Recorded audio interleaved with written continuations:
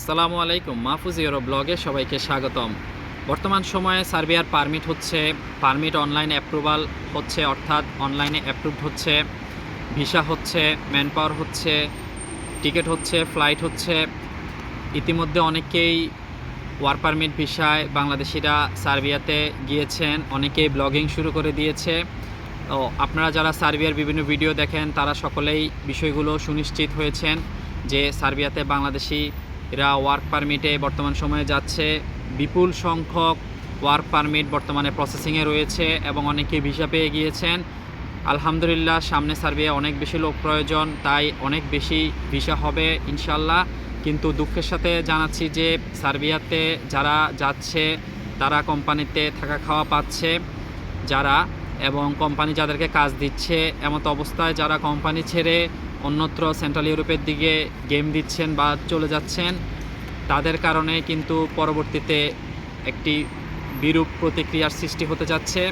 সেটি হচ্ছে যে একজন লয়ারের মাধ্যমে একটি বিষয়ে জানতে পেরেছি যে সার্বিয়াতে যারা বাংলাদেশিরা ওয়ার্ক পারমিট ভিসা যাচ্ছেন, যারা কোম্পানিতে থাকা খাওয়া পাচ্ছেন, কাজ পাচ্ছেন, তারপরেও কোম্পানি ত্যাগ করে চলে যাচ্ছেন, কমপক্ষে একটি বছর কোম্পানির সাথে যে চুক্তি আপনার টিআরসি কার্ড করে দিবে, বা 1 বছর কোম্পানিতে কাজ করবেন বা 6 মাস কোম্পানিতে কাজ করবেন, এই চুক্তি লঙ্ঘন করে যারা সেন্ট্রাল ইউরোপের দিকে গমন করছেন, সেক্ষেত্রে আপনার কোম্পানি কিন্তু লয়ারকে বিষয়টি ইনফর্ম করছে এবং লয়ার ইমিগ্রেশনে মেইল করছে যে অমুক কোম্পানির অমুক বাংলাদেশি ওয়ার্কাররা চলে গিয়েছে, এবং পরবর্তীতে এটিরই ফলশ্রুতিতে এম্বাসিতে চাপ প্রয়োগ করবে এবং পরবর্তীতে ভিসা রেশিও কমে যেতে পারে এবং নতুন নতুন বিভিন্ন ধরনের আইন আসতে পারে, এবং পরবর্তীতে কিন্তু বাংলাদেশিদের ভিসা রেশিও অনেক কমে যেতে পারে। এবং এমনও হতে পারে যে একটা সময় রোমানিয়া যেরকম খুব বেশি বেশি ভিসা দিত, রোমানিয়াতে যাওয়ার পরে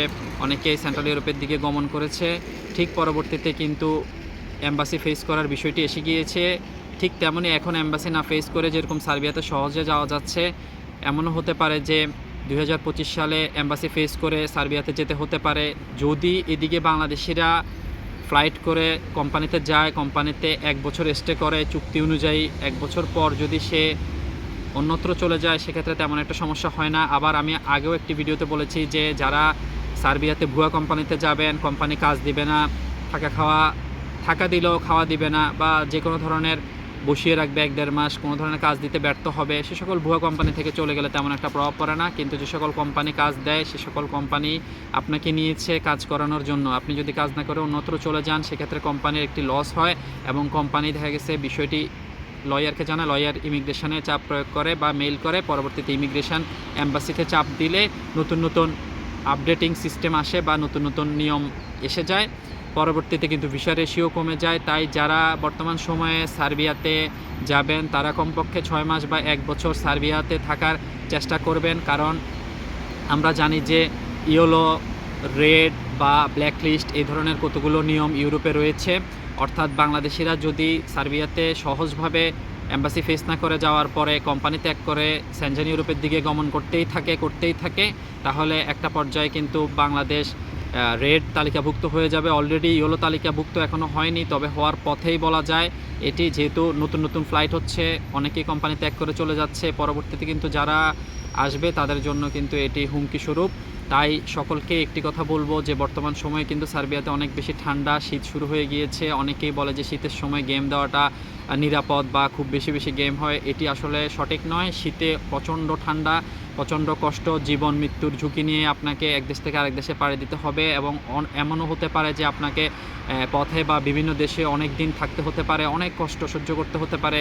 এটি তো সকলেই বিষয়গুলো খেয়াল করবেন, যেহেতু খুব ঠান্ডা, এটি মাত্রা অতিরিক্ত ঠান্ডা পড়ে এই দেশে, এবং অনেক বেশি আপনার কুয়াশা, ঠান্ডা, বরফ আচ্ছাদিত থাকে। তাই সকলে সতর্ক থাকবেন, নিজের জীবনের নিরাপত্তার দিকে খেয়াল রাখবেন, এবং অবশ্যই যদি কাজ পান কোম্পানিতে স্টে করার চেষ্টা করবেন। কমপক্ষে 6 মাস বা 1 বছর যদি আপনি কোম্পানিতে থাকেন, আপনি টিআরসি কার্ড নেন, আপনি কোম্পানিতে কাজ করেন, পরবর্তীতে বাংলাদেশিদের জন্য সার্বিয়ার শ্রমবাজারটি আশা করা যায় খুব ভালো ভিসা রেশিও থাকবে এবং অনেক ভাই ব্রাদার সার্বিয়াতে গমন করতে পারবে। কিন্তু যদি নতুন নতুন সিস্টেমের মধ্য দিয়ে সার্বিয়া তাদের সিস্টেমগুলো চেঞ্জ করে, তাহলে পরবর্তীতে কিন্তু সার্বিয়া যাওয়া অনেকটা কঠিন হয়ে পড়বে বাংলাদেশিদের জন্য। সকলেই অবশ্যই এই বিষয়গুলো সতর্ক থাকবেন। আমি কিছু ভিডিওর নিচে কমেন্টস করেছে, সেই কমেন্টসে কয়েকটির উত্তর দিচ্ছি। সকলেই এই বিষয়গুলো সতর্ক থাকবেন। সার্বিয়াতে যাওয়ার পর সার্বিয়াতে থাকার চেষ্টা করবেন, অবশ্যই আপনার জন্য মঙ্গল কিছু হবে। আসলে সার্বিয়া থেকে সেন্ট্রাল ইউরোপে গেলে যে জীবন অন্যরকম হয়ে যায় বিষয়টি তা নয়। ইনশাল্লাহ সামনে ধাপে ধাপে বিষয়গুলো নিয়ে আলোচনা করা হবে ইনশাল্লাহ। এখন প্রথম টপিক, ভাই আমার পাসপোর্ট জমা হলো 3 মাস, কোনো কিছুই বের হয়নি, এর কারণ কি? আসলে আপনি যার কাছে এজেন্টের কাছে পাসপোর্ট জমা দিয়েছেন, সেই এজেন্ট যে লয়ার দিয়ে কাজ করাচ্ছে তিনি ভালো বলতে পারবেন কেন আপনার পারমিটটি এখনও ইস্যু হয়নি। এটি ভাই ভিসা পেয়েছি, ট্রেনিং করেছি ও ম্যান পাওয়ার হতে সময় লাগছে, কারণ কি? জি, বর্তমান সময়ে ম্যান পাওয়ার হতে একটু সময় লাগছে, আশা করা যায় ম্যান পাওয়ার ইনশাল্লাহ হয়ে যাবে সব কিছু ঠিক থাকলে। সার্বিয়ার টিআরসি কার্ড হলে আমি কি স্পেন বা পর্তুগাল যেতে পারবো না? সার্বিয়ার টিআরসি কার্ড দিয়ে আপনি ইটালি, স্পেন, পর্তুগাল, ফ্রান্স এইসব দেশে যেতে পারবেন না, কারণ নন সেনজেন দেশের টিআরসি কার্ড দিয়ে আপনি নন সেনজেন দেশের ভিতর ঘুরতে পারবেন, সেনজেন দেশে যাওয়ার কোনো নিয়ম বা অনুমতি নেই। এটি এজেন্ট বললো 1 মাসের ভিতর আমাকে এই ভিসা দেবে, এটি কি সঠিক? না ভাই, এই ভিসা বাংলাদেশিদের জন্য হয় না। আমি আমার অনেক ভিডিওতে বলেছি এই ভিসা একটা প্রতারণা। বাংলাদেশ থেকে বাংলাদেশিদের জন্য কোনো ধরনের এই ভিসা প্রদান করা হয় না। ভাই সার্বিয়া কি ওয়ার্ক পারমিট হয় নাকি ইনভাইটেশন হয়? সার্বিয়াতে ইনভাইটেশন হয়, কিন্তু অন্যান্য দেশে ওয়ার্ক পারমিট হয়। আসলে সহজ অর্থে সব দেশে যেহেতু পারমিট হয়, সেজন্য আমরা সার্বিয়ার ক্ষেত্রেও পারমিট বলে থাকি। পারমিট মানে ইনভাইটেশন, এটি বুঝে নিলে হবে। সিঙ্গেল নেমে কি ভিসা হবে? জি ভাই, সিঙ্গেল নেমে ভিসা হবে, এতে কোনো সমস্যা হবে না। এটি পরবর্তীতে আপনি আপনার নামটি চেঞ্জ করে নিলে ভালো হবে। দুবাই থেকে কতদিন লাগতে পারে সার্বিয়ার ভিসা? আসলে দুবাই থেকে বা মিডল ইস্ট থেকে সার্বিয়া বা ইউরোপের কাজগুলো খুব দ্রুত হয়ে থাকে। এটি সাপ্লাই কোম্পানির পারমিট অনলাইন অ্যাপ্রুভ হবে কি ভাই জানাবেন? জি, সাপ্লাই কোম্পানির পারমিট অনলাইন অ্যাপ্রুভ হবে, কারণ বর্তমান সময়ে সবচেয়ে বেশি পরিমাণে সাপ্লাই কোম্পানির পারমিটগুলোই অ্যাপ্রুভ হচ্ছে। ডায়াবেটিস থাকলে কি সার্বিয়া যাওয়া যাবে? জি, ডায়াবেটিস থাকলেও সার্বিয়া যাওয়া যাবে। ভাই সার্বিয়ার জন্য কি পুলিশ ক্লিয়ারেন্স বাধ্যতামূলক? না, পুলিশ ক্লিয়ারেন্স বাধ্যতামূলক না, তবে পুলিশ ক্লিয়ারেন্স দিলে ভালো। অনেক এজেন্ট পুলিশ ক্লিয়ারেন্স নিচ্ছে, আবার অনেকে নিচ্ছে না। এটি ভাইয়া যেহেতু সার্বিয়া ঠান্ডা -20 থেকে 25-এ চলে যায়, তখন কনস্ট্রাকশন সাইডে তো বাইরে কাজ করা যায় না, তখন কি কোম্পানি অন্য কোথাও কাজ দিবে নাকি কয়েক মাস বসিয়ে বেতন দিবে? প্লিজ বিষয়টি জানাবেন।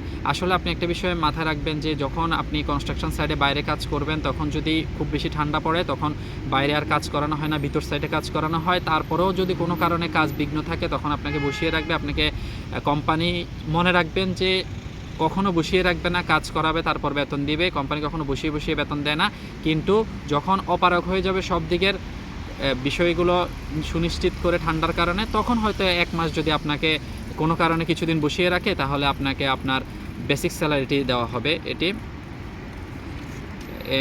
পাসপোর্টের বয়সের সাথে সার্টিফিকেটের বয়সের ভিন্ন, কারণ আমি লেখাপড়া পরে করেছি। এখন করণীয় কি? এখন করণীয় হচ্ছে আপনার কোনো একটি চেঞ্জ করতে হবে, কারণ পাসপোর্টের সাথে যদি আপনার সার্টিফিকেটের বয়সের ব্যবধান থাকে তাহলে এটি গ্রহণযোগ্য নয়। এক্ষেত্রে ভিসা পাওয়ার ক্ষেত্রে আপনার ভিসাটি রিজেক্ট হতে পারে। এটি সকলে ভালো থাকবেন। অবশ্যই সার্বিয়ার আপডেট পেতে এবং গুরুত্বপূর্ণ বিষয় জানতে আমার চ্যানেলটি সাবস্ক্রাইব করে আমাকে নতুন ভিডিও দিতে উৎসাহিত করবেন, এবং সবার আগে আপডেট পেতে চ্যানেলটি সাবস্ক্রাইব করে রাখবেন। আসসালামু আলাইকুম রহমতুল্লাহি ওয়া বারাকাতুহু।